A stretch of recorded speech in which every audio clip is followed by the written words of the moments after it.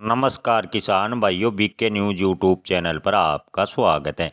लहसुन के ताज़ा भाव तेजी मंदी रिपोर्ट सबसे पहले पाने के लिए चैनल को सब्सक्राइब जरूर कर लें।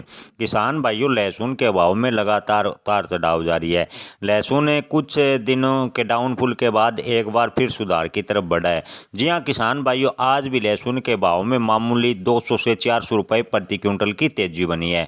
बात करें आज के ताज़ा भाव की तो आगरा मंडी में लहसुन बिका 7,000 से 15,000 रुपये प्रति क्विंटल।